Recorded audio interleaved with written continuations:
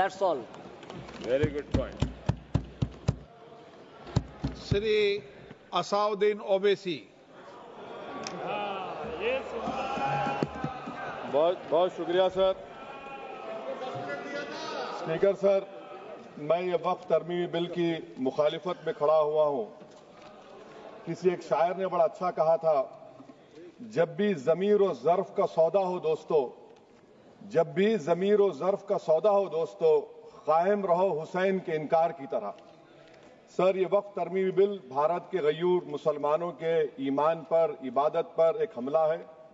नरेंद्र मोदी की हुकूमत ने इस मुल्क की सबसे बड़ी अक़लियत के खिलाफ एक ऐलान जंग कर दिया, और ये जंग ना सिर्फ मेरे जिस्म पर है, बल्कि मेरी आज़ादी पर, मेरी समाजी और माशी मार्जिनलाइजेशन पर है, मेरी शहरियत पर है, मेरे मदरसे, मस्जिदों, खानखाहों और दरगाहों को निशाना बनाया जा रहा है। और ये हुकूमत सच्चाई को नहीं बयान कर रही है कि ये तरमीमी बिल से मुसलमानों का तहफ़्फ़ुज़, तरक्की और गुर्बत का खात्मा होगा। ये सरासर झूठ है। सर, अगर आप आइन के आर्टिकल 14 को देखेंगे तो उसमें लिखा हुआ है इक्वल प्रोटेक्शन। अब आप देख लीजिए सर कि हिंदू, सिख और जैन को और बौद्ध को उनके एंडोमेंट में तहफ़्फ़ुज़ मिलेगा, क्योंकि उनका एंडोमेंट बाय यूजर बरकरार है और उनका एडमिनिस्ट्रेशन उनके हाथ में होगा। कि गैर हिंदू या गैर उनके मजहब का आदमी दान भी दे सकता है उनके लिए, और एंडोमेंट बोर्ड का तहफ़्फ़ुज़ भी मिलेगा, क्योंकि उसके ऊपर ओवरराइडिंग क्लॉज अप्लाई नहीं होगा, लिमिटेशन का कानून उस पर अप्लाई नहीं होगा। उसके बरक्स ऑपोजिट आप देख लीजिए, मुस्लिम वक्फ को वक्फ बाय यूजर निकाल दिया गया। एक मुस्लिम वक्फ की जायदाद पर कब्जा होगा, लिमिटेशन लगेगा तो जो एनक्रोचर है, जो खाबिज है, वो रातों रात मालिक बन जाएगा और एक गैर मुस्लिम वक्फ बोर्ड को एडमिनिस्टर करेगा। ये आर्टिकल 14 के इक्वल प्रोटेक्शन का वायलेशन।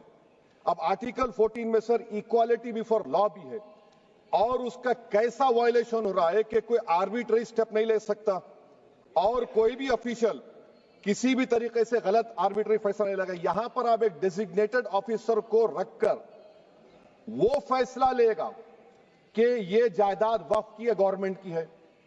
क्या ये प्रिंसिपल्स ऑफ नेशनलिज्म के खिलाफ नहीं है जिसका तकर्रुर एग्जीक्यूटिव करती है? ये हमारे theory of separation of powers, Bharat के आइन का बेसिक स्ट्रक्चर का हिस्सा है।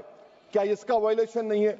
सर, आर्टिकल 25 का वायलेशन कैसे है कि आप मुसलमानों से वक्फ बाय यूजर छीन रहे हैं और फिर आप कर्ब कर रहे हैं वक्फ वाल औलाद को, मगर वहीं पर दूसरे धर्म के मानने वालों को उनके मजहब पर चलने की पूरी इजाजत है।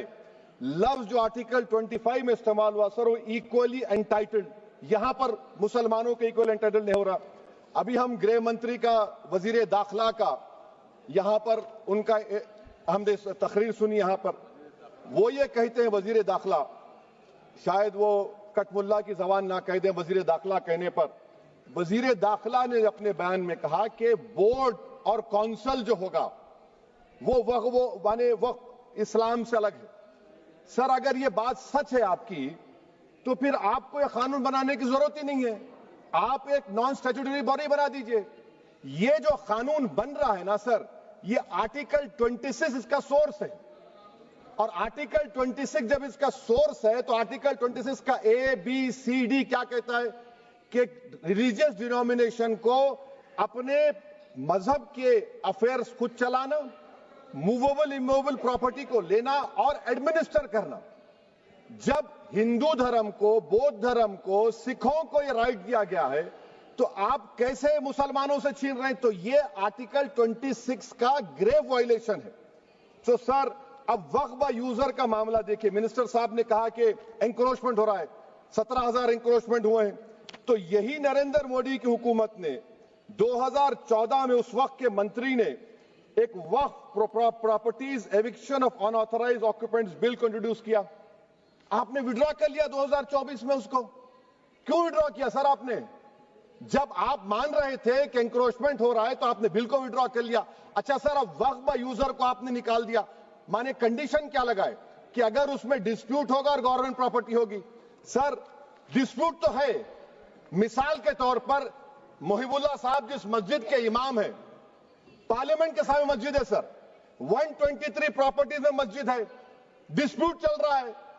कल कलेक्टर या डिस्ट्रिक्ट ऑफिसर बोलेगा कि भाई साहब ये गवर्नमेंट प्रॉपर्टी है, स्टिकर लगा दिया जाएगा, मस्जिद बंद, गवर्नमेंट प्रॉपर्टी हो गई, होगी ना सर? अब ये बताइए, आप जब से यहां पर पूरे बीजेपी रूलिंग पार्टी हमको ज्ञान दे रहे हैं कुछ नहीं होगा, कुछ नहीं होगा, मैं दलील के साथ बता रहा हूं आपको। ये मस्जिद दिल्ली गवर्नमेंट बोलती हमारी है, वक्फ दिल्ली वक्फ बोलता हमारी है, तो सर वक्फ बाय यूजर, अगर मैं अपनी गवर्नमेंट के खिलाफ वक्फ बोर्ड वक्फ बाय यूजर इस्तेमाल नहीं करेगा तो क्या है सर? अच्छा, ये अमेंडमेंट जब हो जाएगा तो मुझे कहने दीजिए सर, सिर्फ प्राचीन मंदिरों की हिफाजत होगी, मस्जिदों की नहीं होगी। अब सर आप आ जाइए, अगर डिस्प्यूट मेरा एंशिएंट मॉन्यूमेंट से वक्फ का, एक मिसाल दे रहा हूं, दिल्ली में 172 वक्फ प्रॉपर्टीज एएसआई कंट्रोल में है, मैं तो हार ही गया वो, क्योंकि मेरे पास डॉक्यूमेंट नहीं है। आप कह रहे हैं कि डॉक्यूमेंट चढ़ाओ, अगर मेरा गवर्नमेंट से डिस्प्यूट चल रहा है मैं तो क्लेम ही नहीं कर सकता, क्योंकि आप जज बनेंगे, आप ही फैसला करेंगे, और जब तक आप फैसला नहीं करते वो वक्फ की प्रॉपर्टी नहीं होगी। वो प्रोविजन डाल दिया आपने। अच्छा, अगर मेरा डिस्प्यूट एनक्रोचर से होगा सर, तो एनक्रोचर में तो आपने तो 107 को डिलीट कर दिया, आप रातों रात खाबिज को, एनक्रोचर को मालिक बना रहे हैं। सर मैं ये पूछना चाहता हूं आपके जरिए हुकूमत से, एक मुंबई में एक बहुत बड़े दौलतमंद है, खोजा बरादरी का यतीम खाना था, उन्होंने 2004 या 5 में 22 करोड़ में खरीद लिया। वो केस सुप्रीम कोर्ट में, क्या आप उनको मालिक बनाना चाहती है लिमिटेशन एक्ट अप्लाई करके? हमको बताइए, हम जानना चाह रहे हैं। और सच्चर कमेटी ने सर 2007 में कहा कि दिल्ली के 123 प्रॉपर्टीज की मार्केट वैल्यू 6000 करोड़ की। आज हम 2025 में आ गए, क्यों आप उन प्रॉपर्टीज के खिलाफ पड़े हुए? 1976 में उस वक्त के वजीर आजम इंदिरा गांधी लेटर लिखा, इसको आप दे दीजिए, मगर आप उसको मानने को तैयार नहीं है। तो सर और एक जो झूठ फैलाया जा रहा है, management empowerment efficient development, sir this bill takes any management from the hands of Muslims, disempowers the waqf in comparison to any other stakeholder, takes away the efficiency of administration and hampers development. Waqf disempowerment in the name of efficiency, inefficiency is being created. The progress of development from pre-independence till today is sought to be destroyed. Sir अभी हमारे home minister साहब ने फजल पुकाया case का जिक्र किया। Sir मैं आपसे गुजारिश करूंगा कि होम मिनिस्टर जरा अच्छे लोगों को रखकर इंफॉर्मेशन ले। फजल पुकाया का ऑबिटर क्या है? इट इज ऑबिटर, वो रेशो डेसेंडेंटाई नहीं है जो आपने कहा है। अच्छा सर, शेड्यूल ट्राइब के बारे में कहा, क्या शेड्यूल ट्राइब में मुसलमान नहीं होते? शेड्यूल कास्ट में नहीं होता मुसलमान, शेड्यूल ट्राइब में मुसलमान होता।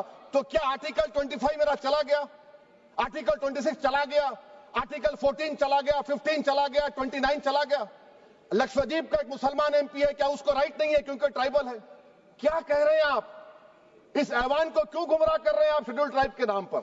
सर और एक चीज जो आपको बता रहा हूं सर, अब आप जब आर्टिकल 26 से मेरा सोर्स है, तो आप सेंट्रल वक्फ काउंसिल में 22 में से 10-11 आप नॉन मुस्लिम को बना सकते हैं, रिलीजन न्यूट्रल आपने कह दिया। और आप बनाएंगे, क्यों बनाएंगे आप? स्टेट वक्फ बोर्ड में 7 नॉन मुस्लिम होंगे और 4 मुसलमान। क्यों होंगे?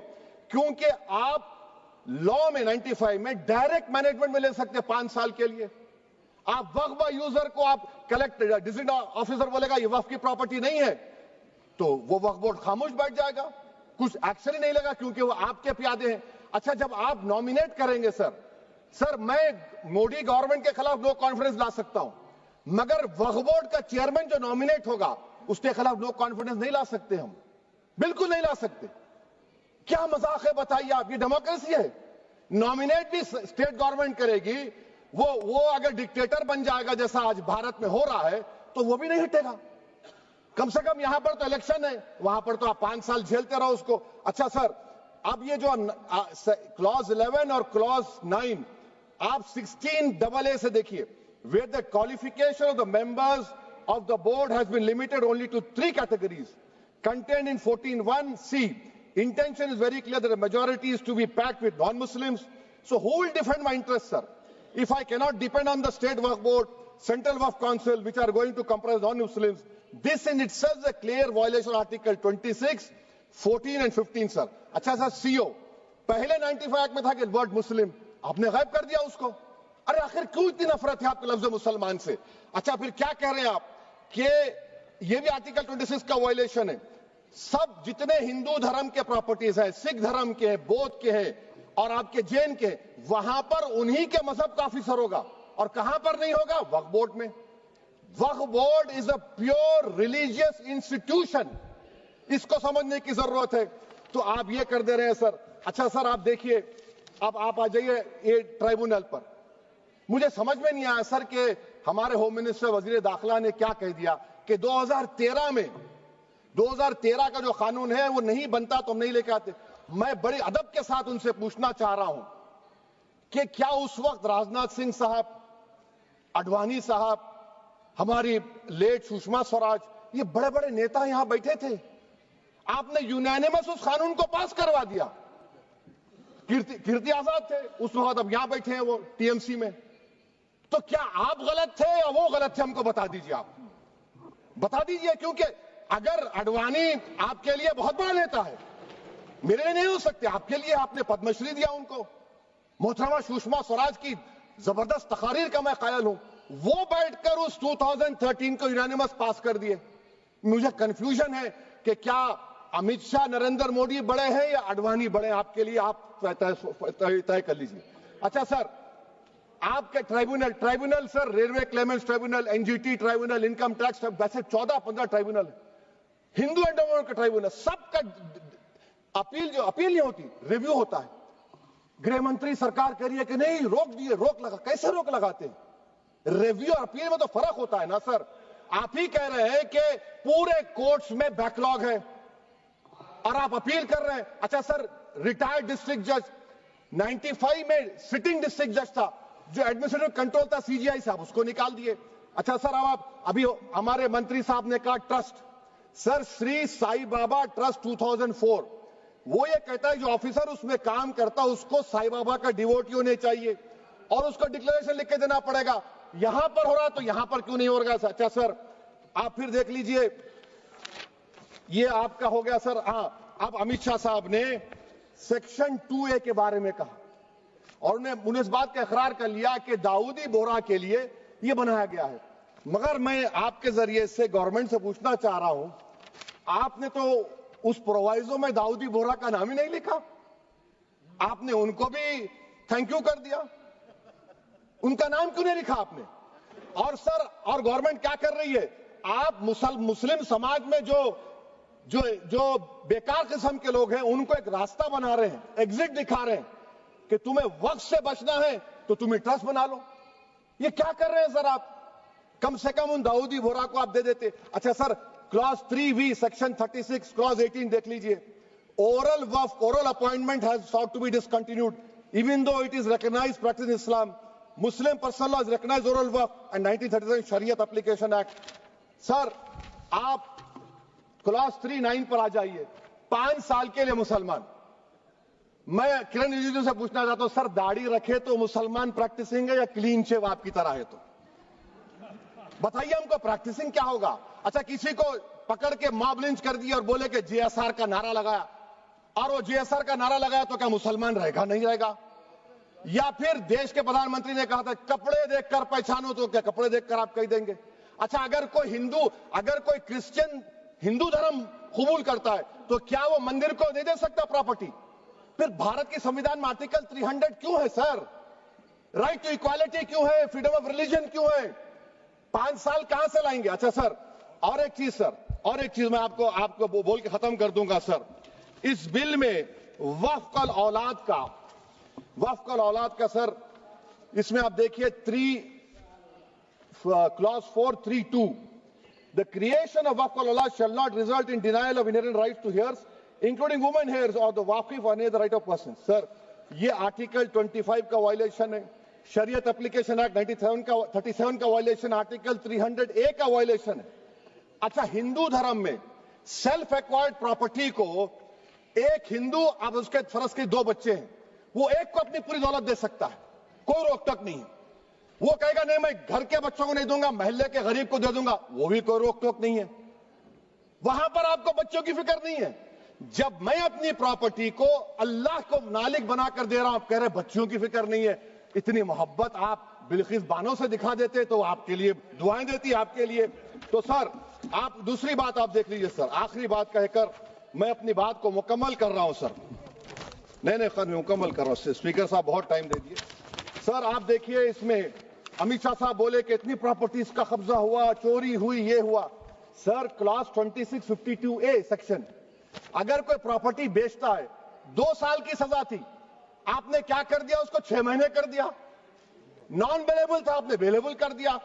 सेक्शन 40 की बात करते हैं, सेक्शन 40 में सर हमको जो ज्वाइंट वर्किंग कमेटी का जो नोट्स दिए, उसमें मिनिस्ट्री ऑफ माइनॉरिटी अफेयर्स ने कहा कि 30 साल में 515 केसेस सेक्शन 40 के और सिर्फ 8 लोग कोर्ट को गए। वक्फ यूजर का कानून तेलंगाना आंध्रा में है, सेक्शन 40 का कानून तमिलनाडु 63 है, आंध्र प्रदेश में 43 है। और सर आप डायरेक्शन दे रहे हैं, अच्छा क्लॉज 4218B देखिए सर, आप रूल बना रहे हैं, कोऑपरेटिव फेडरलिज्म के खिलाफ है, इतना रूल बना रहे हैं। और आखिर में सर मैं आपको बताना चाह रहा हूं स्पीकर साहब, ये बिल का मकसद सिर्फ मुसलमानों को जलील और रुस्वा करना है, मुसलमानों को दूसरे दर्जे का शहरी बनाने का इनका मकसद है। सर अगर आप हिस्ट्री को पढ़ेंगे तो महात्मा गांधी उस वक्त के व्हाइट अफ्रीका में सफेद फार्म अफ्रीका के कानून को महात्मा गांधी ने कहा था कि ये मेरा कॉन्शियंस इसको मानता नहीं है, मैं इस कानून को कबूल नहीं करता हूं। तो महात्मा गांधी ने क्या किया, उन्होंने उस कानून को फाड़ दिया। तो मैं गांधी की तरह इस कानून को फाड़ता हूं। ये अनकॉन्स्टिट्यूशनल है सर। इस देश में झगड़े पैदा करने का काम बीजेपी करना चाहती है मस्जिद और मंदिर के नाम पर, इसीलिए मैं इसका कंडेम करता हूं। और मैं आपसे गुजारिश करता हूं कि मैंने अपने 10 अमेंडमेंट दी है, आप इसको कबूल करिए सर, मुझे बोलने का मौका दीजिए और उस पर डिवीजन का मैं डिमांड भी करूंगा। Thank you sir.